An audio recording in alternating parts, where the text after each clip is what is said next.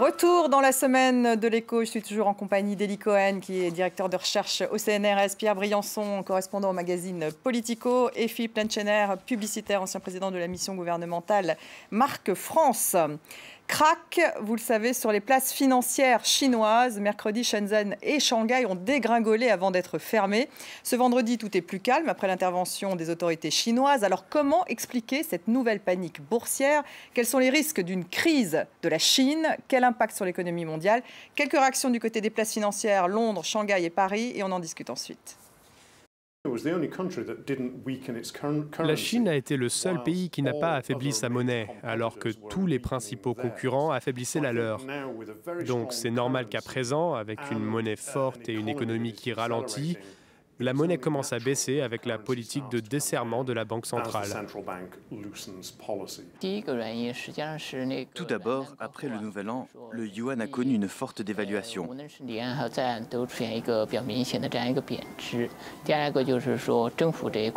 Ensuite, le gouvernement est déterminé à se concentrer sur la partie offre des réformes. Le marché a donc connu un début d'année 2016 assez nerveux. Il y a des surcapacités, il y a du surinvestissement, il y a du surendettement. Il va falloir purger. Alors on est de manière la plus ordonnée possible et probablement dans la durée ces déséquilibres. Pierre Briançon, on a l'impression de revivre la même panique boursière qu'au mois d'août. Est-ce que c'est plus sérieux cette fois? Le gouvernement chinois espérait qu'ils en étaient sortis. Le renminbi avait intégré le fameux panier du FMI. Et les dirigeants chinois se rendent compte qu'on ne peut pas avoir à la fois une monnaie qu'on laisse filer, la relative liberté du marché de capitaux, et c'est pas possible parce que qu'est-ce qui s'est passé là? En fait, il y a eu une chute. Ça a commencé par une chute de la monnaie. Ce qui se passe sur le fond, c'est qu'on commence à se rendre compte que la capacité intellectuelle et technique des dirigeants chinois pour ménager l'atterrissage en douceur est très limitée. La Banque centrale fait à peu près son boulot. Le régulateur du marché financier a fait de la bourse est visiblement incompétent, comme on l'a vu avec cet épisode hallucinant. Donc ça leur échappe finalement. D'interdiction des ventes qui est levée immédiatement avec le régulateur qui avoue lui-même qu'il a peu d'expérience en la matière.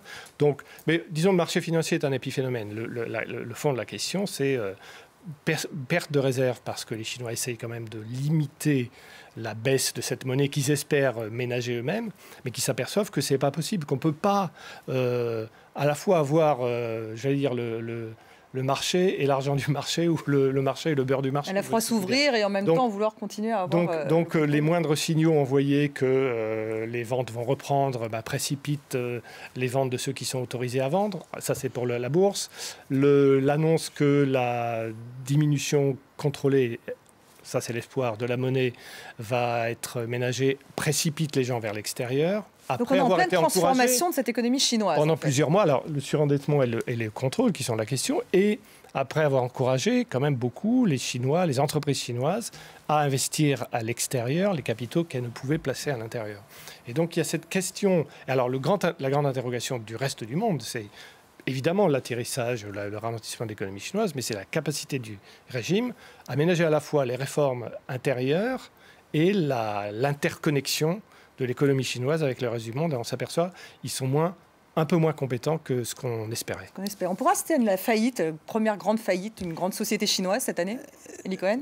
Je crois d'abord qu'il ne faut pas surinterpréter ce qui se passe sur la bourse de Shanghai. Entièrement. Oui, la bourse, c'est une bourse hyper spéculative.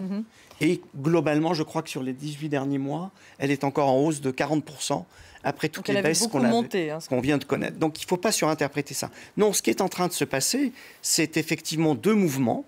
Un premier mouvement qui est la tentation, comme ça a été dit, par le gouvernement de manipuler la monnaie pour redonner une compétitivité artificielle à la Chine. Puis le deuxième élément, le fait, on le dit depuis longtemps, que la Chine est en train de changer de modèle.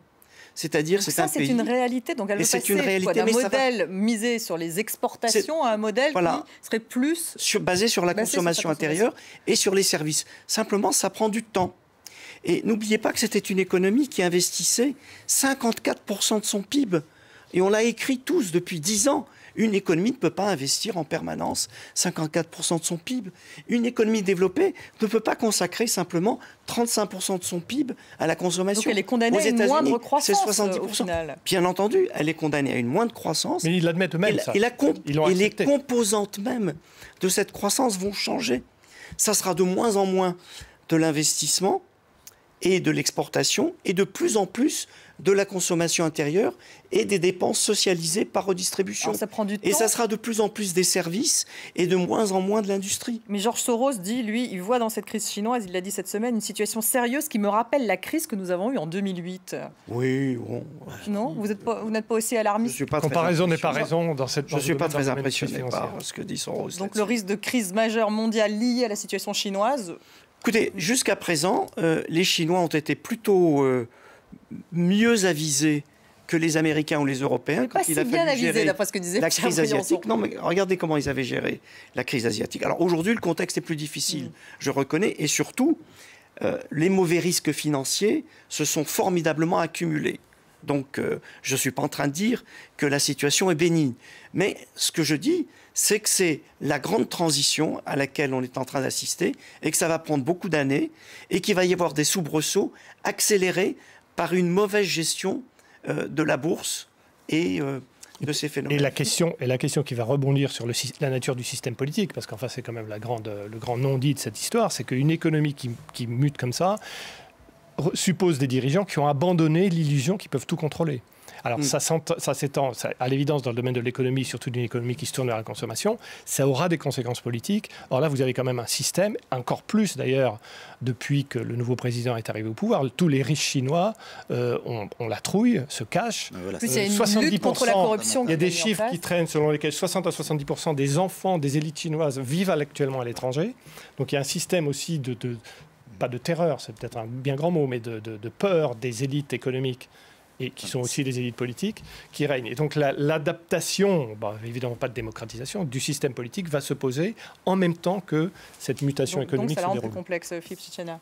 C'est fondamental ce qui vient d'être dit, parce que, effectivement, comme vient de le dire Eli Cohen, ça va prendre beaucoup d'années, mais les choses qui peuvent nous inquiéter un petit peu, c'est deux choses.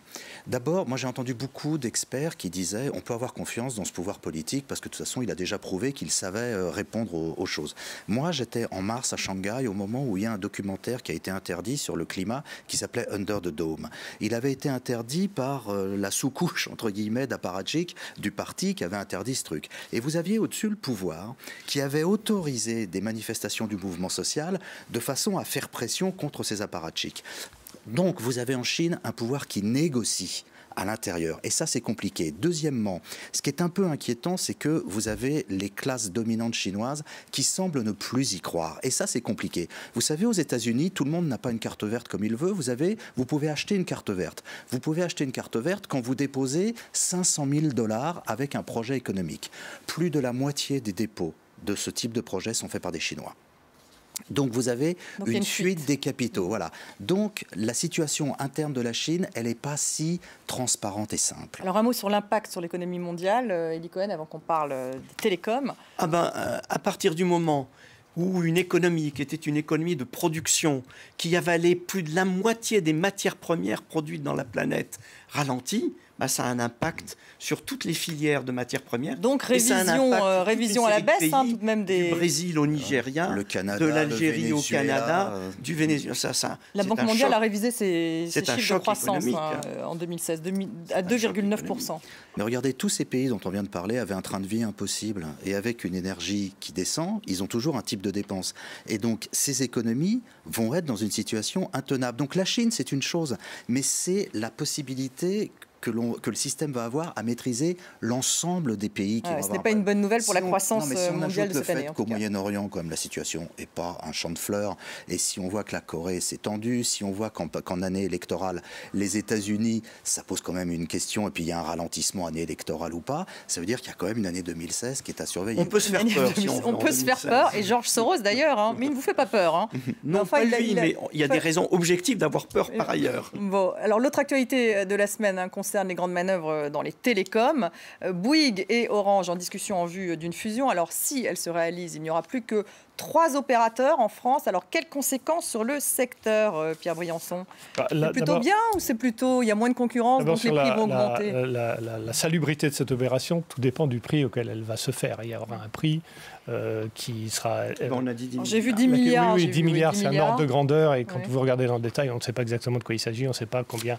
Sans doute 10 milliards payés essentiellement... C'est cher ou pas cher pour une telle opération? En action France Télécom. Ça dépend de l'idée que vous faites de l'évolution de l'action France Télécom dans les années qui viennent.